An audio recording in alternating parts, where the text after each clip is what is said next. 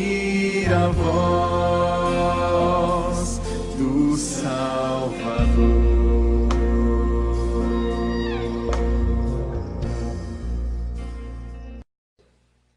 Boa noite, queridos, graça e paz. Eu vou te convidar a abrir a sua Bíblia no último capítulo de Apocalipse, o último capítulo da Bíblia, Apocalipse 22.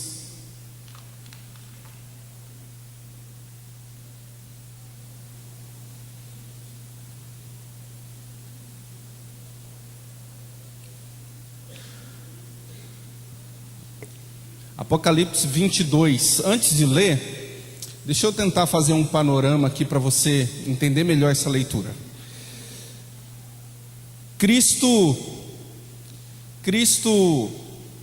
veio, o Messias, o Deus conosco, prometido por tantos profetas, veio e pregou e morreu, ressuscitou e foi para o céu. E agora a igreja começou a se espalhar por diversos cantos. Mas antes da igreja começar a se espalhar, ela estava concentrada em Jerusalém.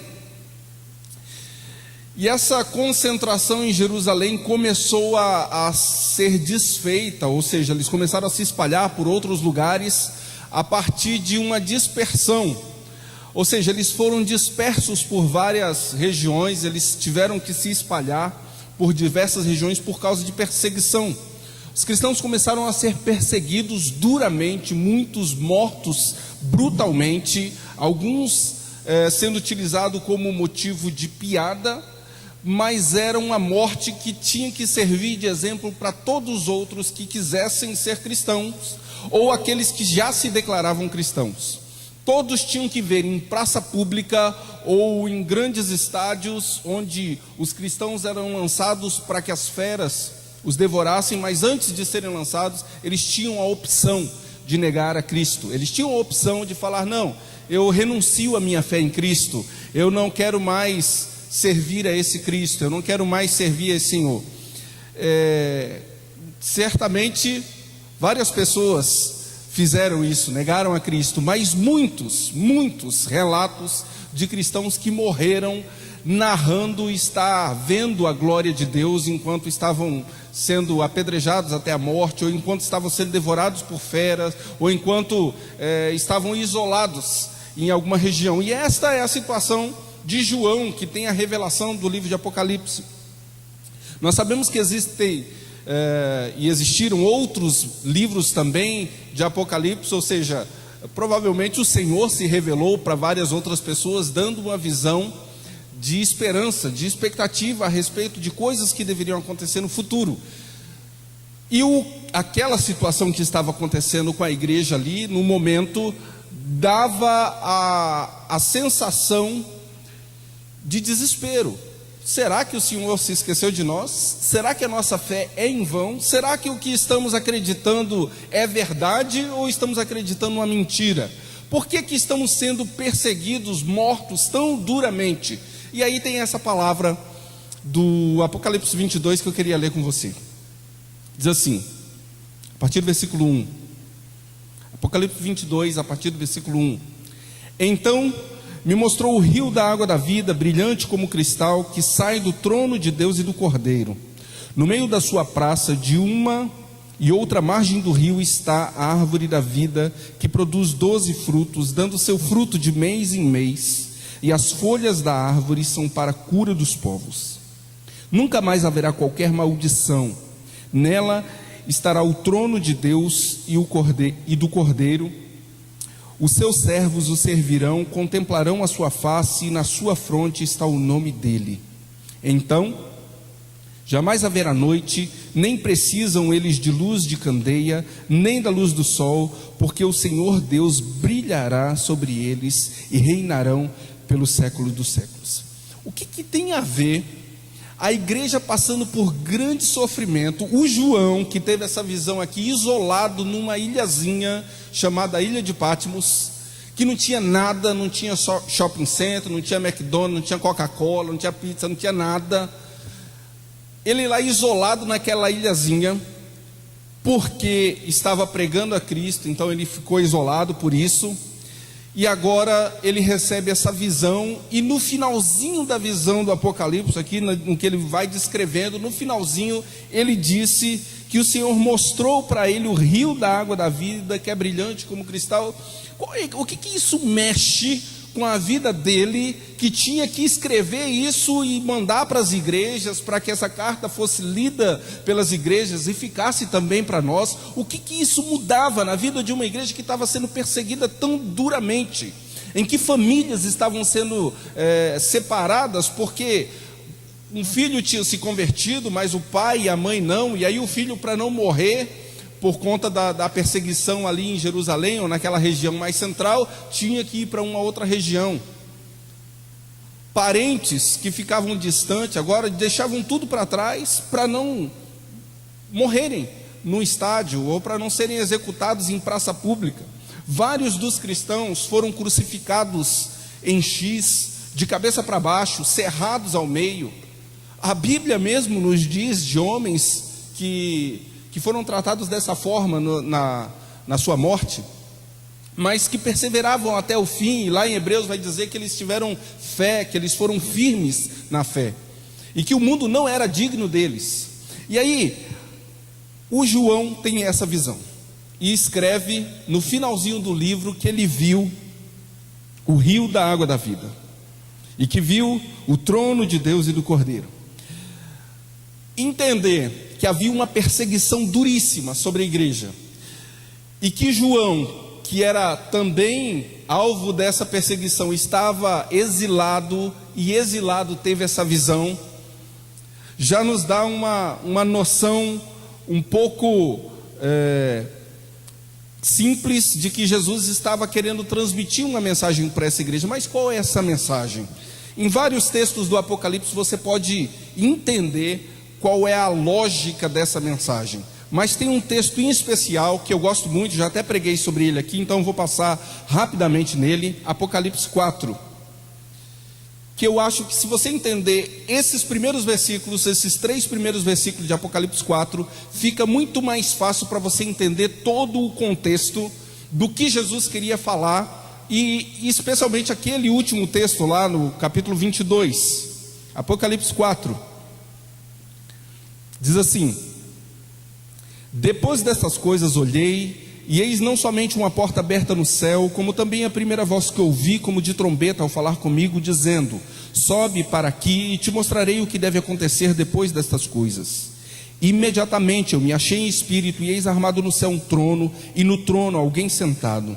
E esse que se acha sentado é semelhante no aspecto à pedra de jaspe e de sardônio, e ao redor do trono há um arco-íris semelhante no aspecto à esmeralda.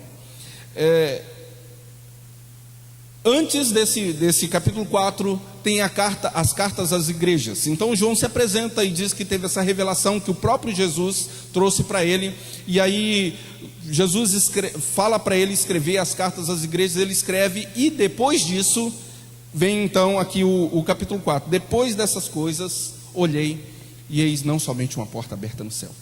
É óbvio que Deus estava falando para ele assim: olha, se você conseguir contemplar espiritualmente, você vai perceber mais do que a perseguição que vocês estão passando. Se você conseguir abrir os seus olhos espirituais, olhar para o céu, olhar para cima, você vai conseguir enxergar além da perseguição, além dos cristãos que estão sendo mortos ou que estão sendo espalhados pela terra. Você vai conseguir entender o propósito de Deus.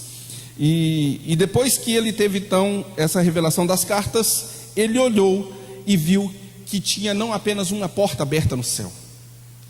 E Jesus falando para a igreja: olha, se você conseguir olhar para o céu, você vai perceber que existe não só uma porta aberta. Talvez muitos cristãos estavam desesperados em relação à sua fé, se era realmente verdadeiro ou não, essa convicção que vinha de dentro com uma força tão empolgante, tão explosiva dentro de cada um deles, que o fazia sair da sua terra, da sua cidade, da sua família, mas enquanto iam, pregavam, e o evangelho ia se espalhando, e muitos, enquanto estavam sendo mortos, descreviam uma visão do céu, ou uma visão do próprio Senhor, e várias pessoas, inclusive os executores, se convertiam ao cristianismo através daquela fé tão genuína. E aí Jesus aparece para João e diz assim: olha, só olhar para o céu. Se você olhar para o céu, você vai perceber que existe não só uma porta aberta, mas várias portas abertas. Nós precisamos ter essa visão espiritual de olhar para o céu e enxergar além das dificuldades, além das limitações, além da nossa visão carnal. E diz assim: e também a primeira voz que ouvi como de trombeta ao falar comigo, dizendo: sobe para aqui e te mostrarei o que deve acontecer depois dessas coisas. Sempre que a gente torna os nossos olhos para o céu e os nossos ouvidos se abrem para as coisas espirituais, nós vamos conseguir ouvir Deus falando: vem para perto, sobe para aqui, eu tenho algo especial para te falar, para te trazer uma esperança que vai além do que você está passando no momento, que vai além das circunstâncias que você está passando no agora, porque a nossa fé precisa ser uma fé que aponta para a eternidade. E aí Jesus estava querendo renovar não só a fé de João, mas a fé da igreja, porque ele transmitiria essa carta depois para toda a igreja. E era isso que o Senhor Jesus estava querendo dar para ele, estava querendo falar com a igreja: sobe e eu te mostrarei o que deve acontecer. E aí no versículo de número 2 diz que imediatamente eu me achei em espírito, e eis armado no céu um trono. Quando nós conseguimos entrar nessa dimensão do Senhor conduzindo a nossa vida, nos direcionando, do Espírito Santo de Deus transformando a nossa mente, transformando a nossa atitude, nos acharmos em espírito, nós conseguimos entender que existe um trono no céu, e que esse trono que está no céu não está vazio, existe alguém reinando. Mesmo que a igreja estivesse passando por toda aquela perseguição, por toda aquela mortandade, pela separação de tantos cristãos de maneira tão abrupta, ainda assim eles podiam olhar para o céu e saber que existia um trono, e que tinha alguém sentado nesse trono, e esse alguém que estava sentado nesse trono estava agora falando com a igreja, através de João, mas falando com a igreja: olha, eu ainda continuo sendo rei, vocês que são meus servos, vocês que fazem parte desse reino, vocês que fazem parte desse projeto celestial, vocês precisam entender que eu ainda continuo no trono. Não existe nada que sai do meu controle, não existe perseguição, não existe dispersão, não existe morte, não existe nada que aconteça sem que eu dê permissão. E aí é o que o Senhor está falando aqui para a igreja: eu continuo no trono. E continua no versículo 3: e esse que se acha sentado é semelhante no aspecto à pedra de jaspe e de sardônio, e ao redor do trono há um arco-íris semelhante no aspecto à esmeralda.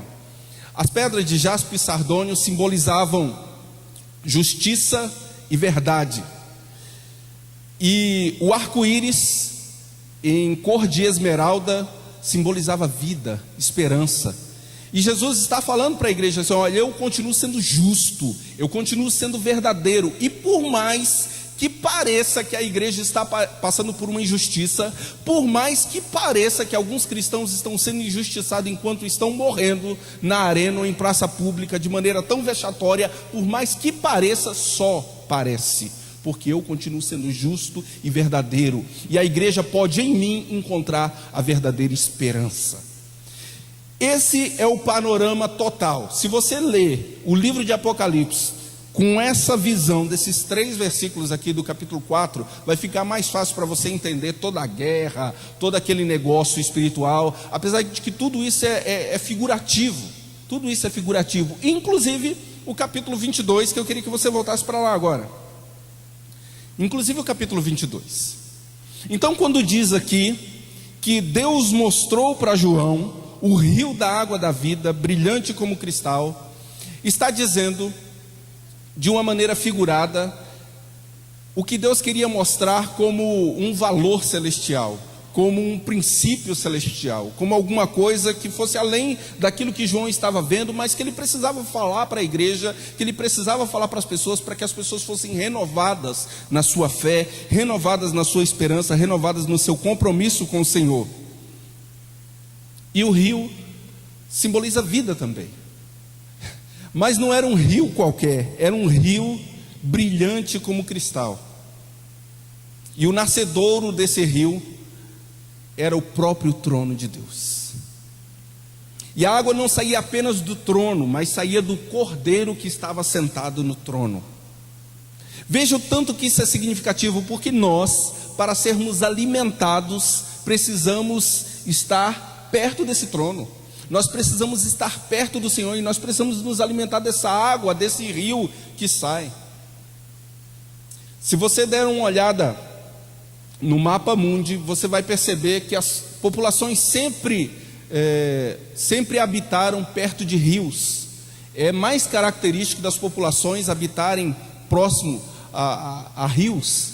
E aqui Jesus estava, porque é mais fácil para a plantação, é mais fácil para a vivência, é mais fácil para o transporte. Talvez agora na nossa geração nem tanto, mas em todas as outras gerações passadas sempre foi mais fácil o transporte pelos rios. E aqui Jesus está falando para João: João, eu vou te mostrar que existe um rio.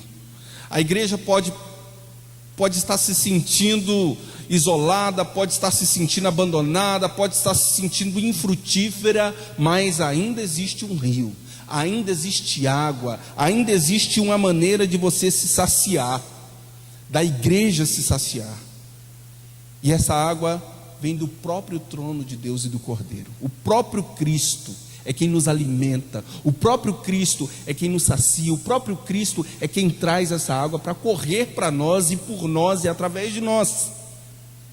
No meio da sua praça, de uma e outra margem do rio, está a árvore da vida.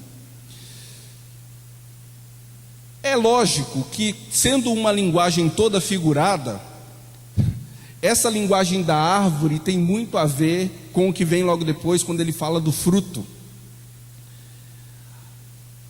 A árvore foi utilizada como símbolo em outros textos da Bíblia. O próprio Jesus disse de árvore, e nós precisamos entender isso. Nós temos em Deus, e nessa expectativa do céu, nós temos uma promessa de frutos, para que nós possamos ser sadios, para que nós possamos ser produtivos, para que nós possamos trazer, como essa árvore aqui produzia de mês em mês, para que nós possamos trazer para o reino de Deus essa produtividade também. E continua: o fruto dessa árvore dava de mês em mês, e as suas folhas, as folhas da árvore, são para a cura dos povos. Nunca jamais haverá qualquer maldição. Nela estará o trono de Deus e do Cordeiro, e os seus servos o servirão. E aí eu preciso parar agora e pensar junto com você. Nós aqui no Brasil, na América Latina, nós não sofremos a perseguição que a igreja estava sofrendo aqui nos primeiros anos. Nós sabemos de igreja no Oriente Médio, de cristãos no Oriente Médio, não só na Somália, mas em diversas nações, que estão sendo massacrados agora, nesse exato momento. Cristãos que estão sendo mortos simplesmente porque não se declaram muçulmanos.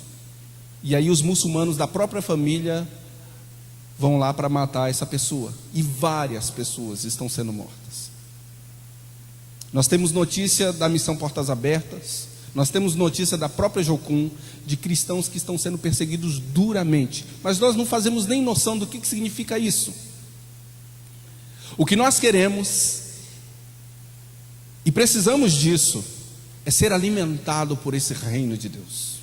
É ser alimentado por essa água que sai do trono de Deus, é se alimentar dessa árvore que produz fruto de mês em mês. O que nós queremos é ter essa expectativa de fé reforçada no nosso coração, para que nós tenhamos uma fé vigorosa, e que venham as perseguições, que venham as lutas, que venham as batalhas, mas eu estou forte, porque eu estou na beira do rio, eu estou sendo alimentado pela água que sai do trono e do próprio Cordeiro, eu sou alimentado pela árvore da vida, que está lá no meio dessa praça celestial. Eu sou alimentado espiritualmente.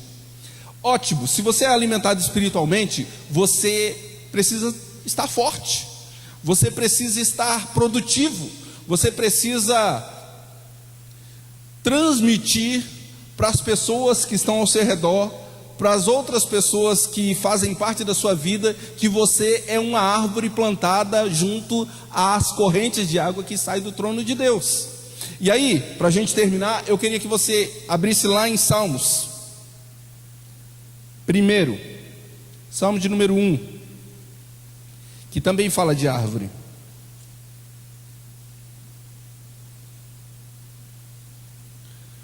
O Salmo 1 está falando do justo e dos ímpios, e ele vem fazendo uma poesia aqui, falando do justo e do ímpio. E no versículo 3 ele diz assim: o justo é como árvore plantada junto à corrente de águas, que no devido tempo dá o seu fruto, e cuja folhagem não murcha, e tudo quanto ele faz será bem sucedido. Se nós nos olharmos como igreja, se você se olhar como igreja, você vai perceber o tempo todo que você precisa ser alimentado por Deus, que você precisa ser alimentado dessa água que sai do trono de Deus, que você precisa ser fortalecido pelo alimento celestial, espiritual, que você precisa ter essa folhagem bem ampla, e que as pessoas possam olhar para você e ver: olha ali, uma árvore verdadeira que está sendo alimentado pelo céu. Mas não é só isso, não para aí. Nós precisamos ser tudo isso, mas precisamos também, através disso, ser instrumento na vida de outras pessoas. Nós estamos no mês de missões, e no mês de missões nós precisamos parar e pensar um pouco se eu estou cumprindo a missão de Deus para a minha vida. Porque a igreja dessa época aqui do Apocalipse, onde nós lemos, estava sofrendo duramente, mas eles morriam olhando para o céu e vendo o céu. O Senhor revelava o céu para aqueles que estavam sendo mortos. O Senhor revelava coisas do céu para aqueles que estavam isolados por causa do Evangelho. O Senhor estava revelando para a igreja que estava sendo duramente perseguida um livro de vitória, um livro de esperança, um livro de grande expectativa, que é o livro de Apocalipse. Como pode a igreja passar por tão grande aflição e o Senhor dando para eles essa visão de que eternamente nós estaríamos diante do trono de Deus e seríamos alimentados por Deus? Mas e o agora? E o hoje? Os cristãos saíam fortalecidos nessa expectativa, nessa esperança, mesmo que tinham deixado tudo para trás, mesmo que tinham deixado sua vida, seu trabalho, seus parentes, eles saíam e não ficavam com a sua boca fechada, eles saíam pregando dessa verdade. Porque não tem como negar, se Cristo entrou na minha vida e transformou a minha vida, não tem como negar a Cristo. Por isso que muitos cristãos eram executados, porque simplesmente se recusavam a negar a Cristo. Nós não negamos a Cristo hoje, porque tem uma proposta de que se não negarmos, vamos ser executados em praça pública, ou em rede nacional de televisão, para servir de exemplo para os outros. Nós não temos isso aqui no Brasil, nós não temos isso. Mas muitas vezes nós negamos a Cristo. Nós negamos a Cristo quando Ele nos chama e nós recusamos a cumprir o chamado dEle. Nós negamos a Cristo quando Deus nos dá uma missão, um chamado, e nós falamos: não, Deus, eu não, manda o meu filho. Ou às vezes você fala bem assim: Deus, usa o meu filho quando ele nasce, e aí ele vai crescendo e você diz assim: Deus, mas deixa pelo menos ele se formar em medicina para ganhar um dinheirinho, juntar um pouquinho e ter uma vida mais estável, depois o Senhor usa ele como um médico mesmo, não usa só como missionário. Pode ser, Deus pode usar, Ele pode fazer assim, mas a gente fica tentando dar uma manipulada em Deus. Nós às vezes pensamos que Deus não é suficiente para nos suprir, para nos sustentar. Mas se eu for, como é que eu vou viver? Da mesma maneira que Deus sustentou tantos outros, da mesma maneira que Deus sustentou essa igreja aqui que estava sendo perseguida, da mesma maneira que Deus tem sustentado seus filhos ainda hoje.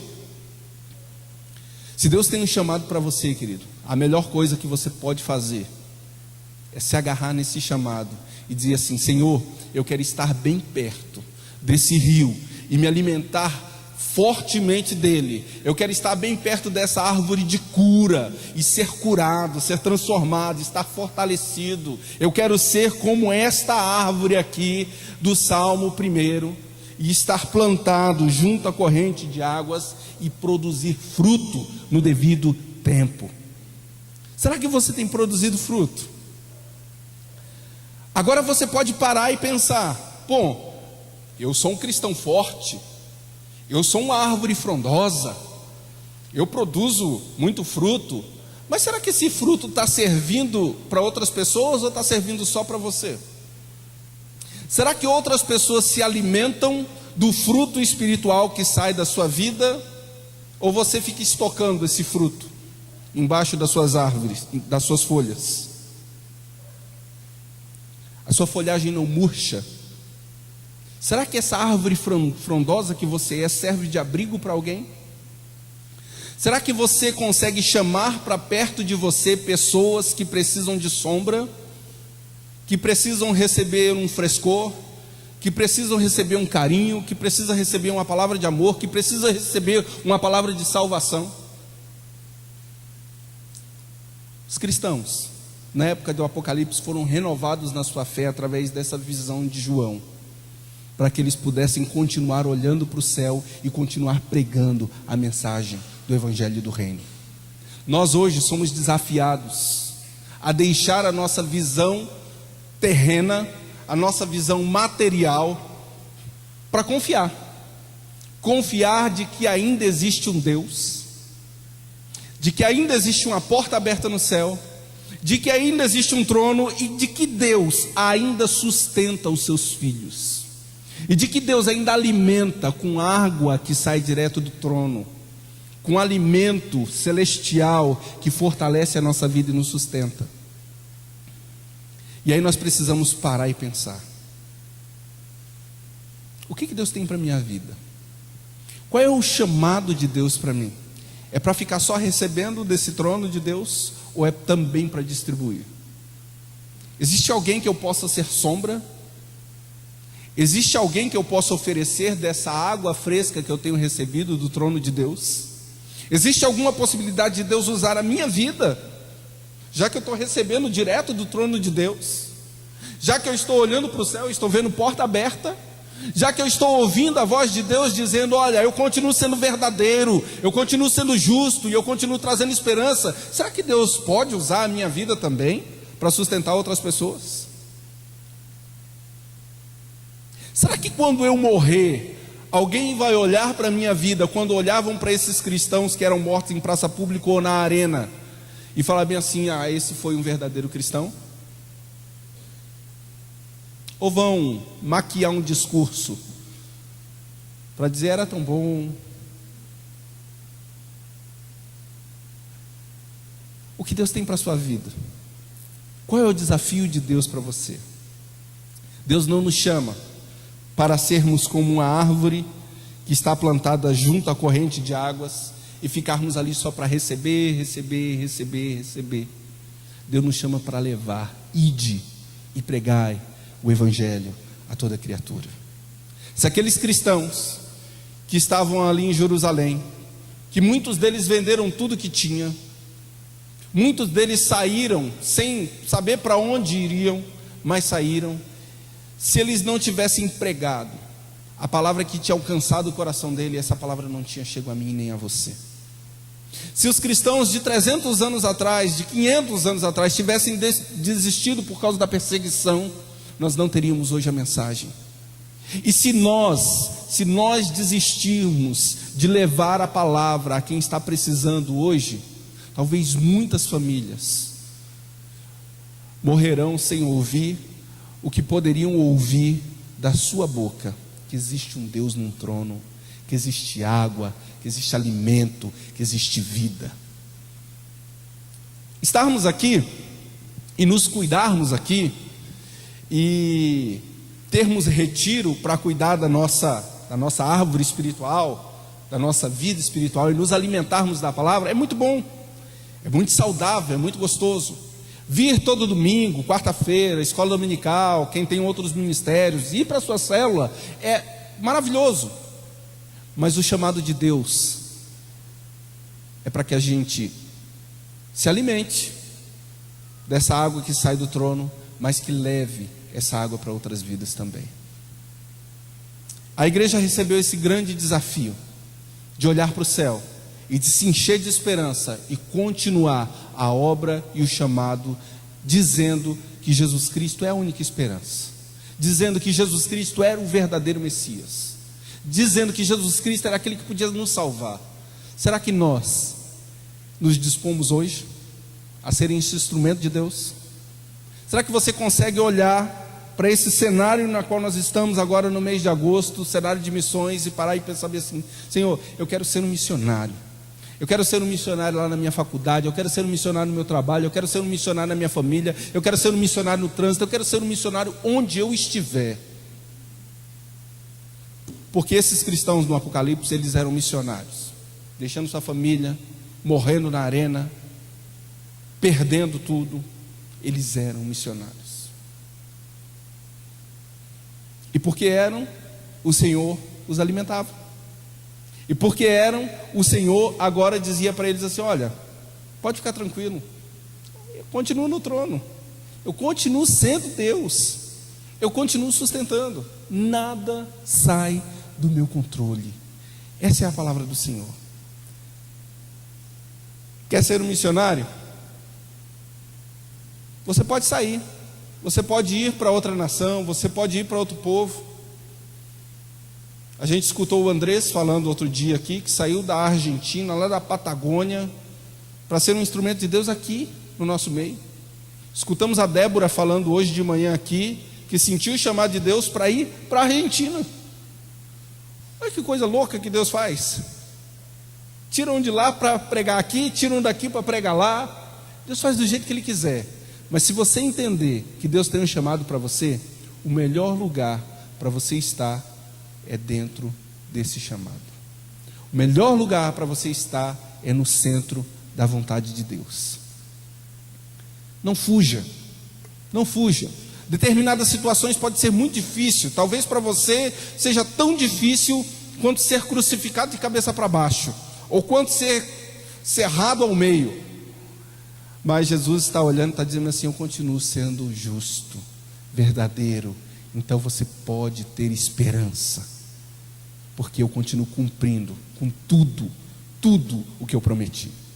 Que Deus inunde o seu coração dessa esperança, para que você não duvide daquilo que Deus tem chamado você para viver, em nome de Jesus, amém?